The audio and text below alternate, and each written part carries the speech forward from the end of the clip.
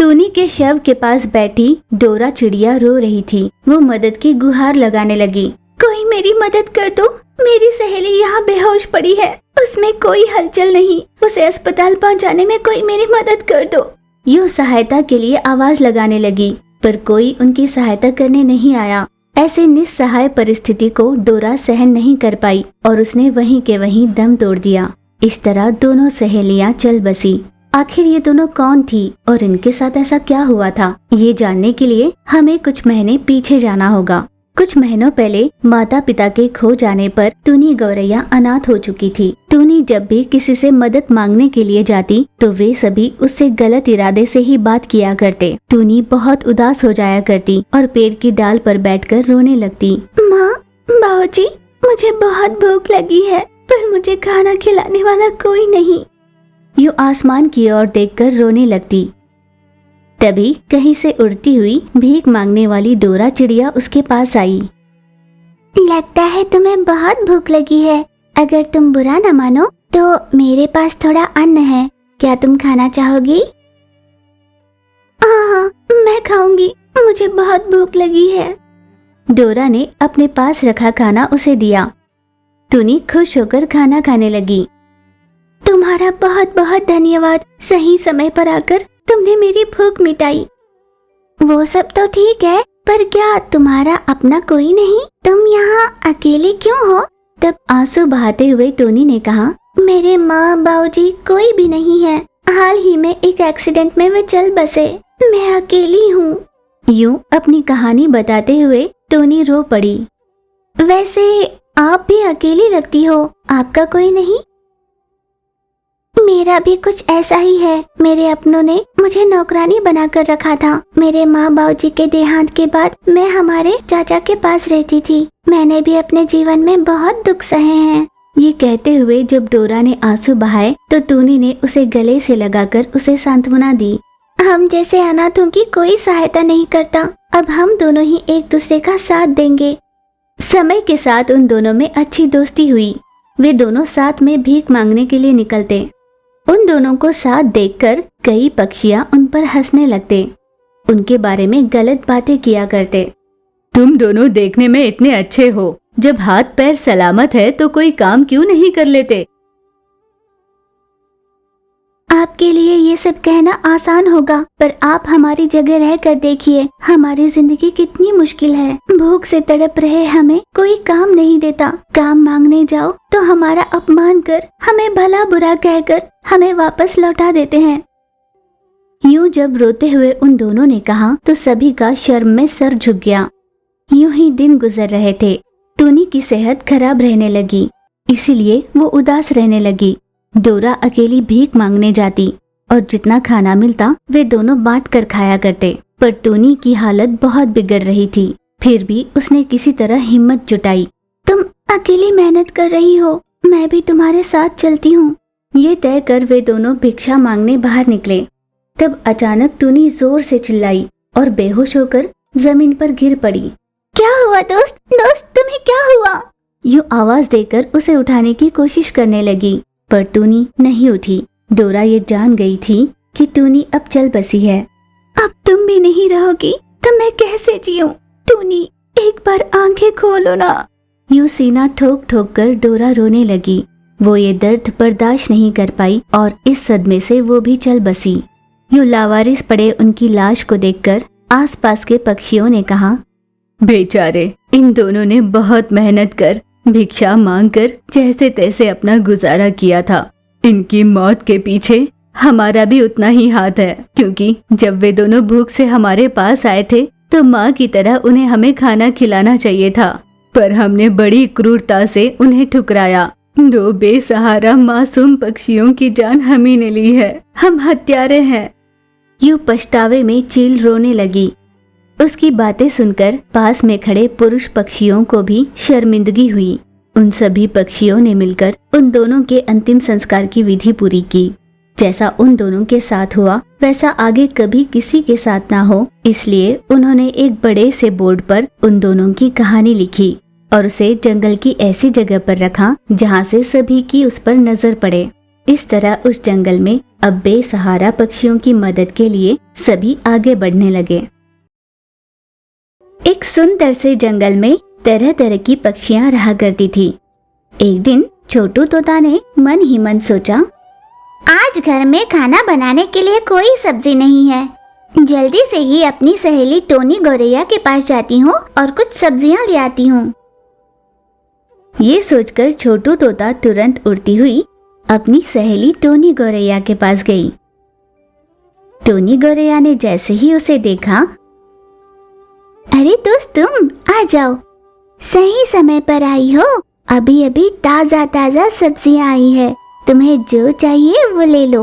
बिल्कुल तुम्हारी तरह सुंदर सुंदर पत्ते की सब्जियां हैं और तुम्हारा मनपसंद कैरेट भी, ताजा रसीले टमाटर जिसे तुम अपनी चोंच से मार मार कर खा सकती हो, तुम्हें जो चाहिए ले लो। टोनी के कहने पर छोटू तोता ने कुछ ताजी सब्जियां अपने लिए ले ली और वो जब घर जाने के लिए निकली तब टोनी ने उसे रोक कर कहा, दोस्त ये मत समझना कि मैं पैसों के लिए तुम्हें रोक रही हूँ, पर क्या है ना कि तुम ही मेरी पहली ग्राहक हो और बड़े बुजुर्गों ने कहा है कि बोनी में अगर पैसे नहीं मिले तो सारा दिन खराब जाता है। यूं हिचकिचाते हुए टोनी गौरैया ने कहा। ठीक उसी समय टोनी गौरैया और छोटू तोता की सहेली लूसी कबूतर भी वहां पर आई। तो क्या बात है टोनी, आजकल तुम दोस्तों से ज्यादा अहमियत पैसों को दे रही हो। आखिर तुम्हें याद भी है तुम पिछली बार कब हम सबके साथ मिलजुल कर खेलने आई थी, हमारे साथ समय बिताया था। तुम जब सब्जियों की दुकान लगाना चाहती थी तो वो हम ही थे जिसे इस बात से खुशी मिली थी, पर अगर उस समय हमें पता चलता कि तुम पैसों के पीछे इतनी दीवानी हो जाओगी तो हम तुम्हें ये सब्जी की दुकान लगाने ही नहीं देते। हाँ, मुझे पैसों का पागलपन चढ़ गया है, अब क्या करोगी? मुझे सहेलियों से ज्यादा पैसे ही महत्वपूर्ण हैं। पैसों से ही पेट भरता है, पैसों से ही जरूरतें पूरी होती है। तुम्हारे साथ सैर सपाटे के लिए निकलने में मुझे कोई फायदा थोड़ी होगा। एक तो सुबह सुबह आ जाते हो और धंधा करने भी नहीं देते, जाओ यहाँ से। यूं गुस्सा होकर टोनी गौरैया अपनी सहेलियों पर चिल्लाने लगी। पर एक बात याद रखना दोस्त, जीने के लिए पैसों की जरूरत जरूर होती है, पर पैसा ही जीवन नहीं होता। वो दिन जरूर आएगा तब तुम्हें दोस्तों की अहमियत समझेगी। उस दिन तक हम तुम्हारे पास नहीं आएंगे, उस दिन तुम ही हमारे पास आओगी। हम तुम्हें अपना चेहरा भी नहीं दिखाएंगे। लूसी कबूतर और छोटू तोता उदास होकर वहां से चले गए। तब छोटू तोता ने कहा, दोस्त मैंने कभी नहीं सोचा था कि टोनी गौरैया इतनी बदल जाएगी। हाँ दोस्त, समय बहुत परिवर्तन लाता है जीवन में। हो सकता है किसी न किसी दिन उसे हमारी जरूरत पड़ेगी। वो हमें बताने के लिए हिचकिचाएगी जरूर, पर हमें उस पर एक नजर रखनी होगी। इससे पहले कि उस पर कोई मुसीबत आए हमें उसकी मदद करनी होगी। यही तो असली दोस्त की पहचान होती है। ऐसा लूसी और छोटू ने सोच लिया। यूं ही दिन बीते। एक दिन टोनी गौरैया जब सब्जियां बेचने खड़ी थी तब घर से निकलकर उसकी बेटी रूबी आई। माँ, मुझे पूरे 10,000 रुपए चाहिए, अपने दोस्तों के साथ मुझे पार्टी करने जाना है। क्या कहा? पहले तो पार्टी जाना ही गलत बात है, उस पर तुझे 10,000 रुपए चाहिए? माँ की इन बातों से भड़की हुई रूबी ने कहा, माँ तुम मुझे पैसे देती हो या नहीं? अगर नहीं दोगी तो या तो मैं तुम्हें मार डालूंगी या खुद खुशी कर लूंगी। ये कहते हुए रूबी ने सच में चाकू बाहर निकाला। माँ, अगर तुमने मुझे पैसे नहीं दिए तो मैं खुद को मार डालूंगी, कह देती हूँ मार डालूंगी। नहीं नहीं, तुम ऐसा कुछ नहीं करोगी, मैं तुम्हें पैसे देती हूँ। टोनी ने तुरंत अपने पास रखे पैसे निकालकर उसे दे दिए। रूबी ने वो पैसे लिए और तुरंत अपने दोस्तों के पास निकल गई। हे भगवान, ये कैसी चुनौती है। हर दिन मेरी बेटी इस तरह मरने की धमकी देकर मुझसे पैसे ऐंठती रहती है। मैं इतने सारे पैसे कहाँ से लाऊं? पैसों के पीछे दौड़ने वाली लालची कहलाया। पैसे इकट्ठा किए फिर भी काफी नहीं हो रहे हैं और क्या क्या करूं मैं? ये सोचकर टूनी बहुत उदास हो रही थी। रूबी उन पैसों को लिए अपनी सहेली चीचू कौवा के पास गई। तुमसे प्यार करना जैसे मेरे लिए वरदान साबित हुआ है। मेरा जब मन किया, जितना मन किया, तुम मुझे पैसे लाकर देती रहती हो। मैं आराम से जी पा रहा हूँ, तो इन सब की वजह तुम ही हो। तुम्हारे लाए पैसों से ही ऐश है मेरे। हाँ, वैसे बताना भूल गया कि आने वाले 2-3 दिनों में मुझे 5,000 की जरूरत पड़ेगी। इस पर रूबी ने कहा, 5,000 और? मुझसे नहीं होगा। मैं हर बार माँ को डरा धमका कर पैसे लेकर आती हूँ। अब और पैसे मांगूंगी तो भला वो कहाँ से ला पाएंगी?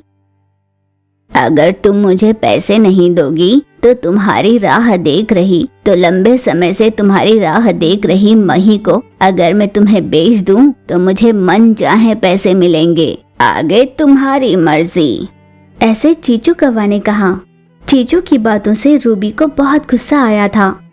पिछले कुछ दिनों से रूबी का पीछा कर रहे लूसी कबूतर और छोटू तोता ने जैसे ही चीचू कौवा की बात सुनी, दोनों गुस्से से लाल हो गई। लूसी कबूतर तुरंत चीचू कौवा के पास गई और उसे मारकर उसके पास रूबी के दिए पैसे वापस ले लिए। देखो बेटा रूबी, यहाँ जो कुछ भी हुआ हम वो तुम्हारी माँ को नहीं बताएंगे। प्यार अंधा जरूर होता है, पर इसके जैसा मतलबी प्यार करने के लायक ही नहीं। ऐसे खुदगर्ज के लिए तुम देवी जैसी माँ को धोखा दे रही हो, और वो बेचारी तुम्हारी खुशियों के लिए अपनों से दूर रहकर दिन रात मेहनत कर पैसे कमा रही है, और तुम ऐसे निकम्मों को पैसे देकर अपनी माँ की तकलीफ को बढ़ा रही हो। तुम जाओ और अपनी माँ से माफी मांगो। छोटू के ये कहते ही रूबी तुरंत अपनी माँ के पास गई। माँ, मुझे माफ कर दो माँ। पिछले कुछ दिनों से मैंने तुम्हें बहुत तकलीफ दी है। आज के बाद मैं तुम्हारे साथ ही रहूंगी माँ। सब्जियाँ बेचने में तुम्हारी मदद किया करूंगी। रूबी ने रोते हुए माँ से कहा। अपनी बेटी में आए इस बदलाव को देखकर टूनी के खुशी का कोई ठिकाना नहीं था। तभी लूसी कबूतर और छोटू तोता भी वहाँ पर आए। तो ये थी तुम्हारी पैसों के पीछे भागने की वजह। अब तो तुम्हारी मुसीबत टल गई ना? अब तो तुम अपने दोस्तों को समय दोगी ना?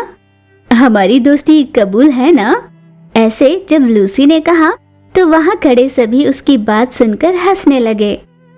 उस दिन से टोनी गौरैया, लूसी कबूतर और छोटू तोता साथ में बहुत खुश रहने लगे।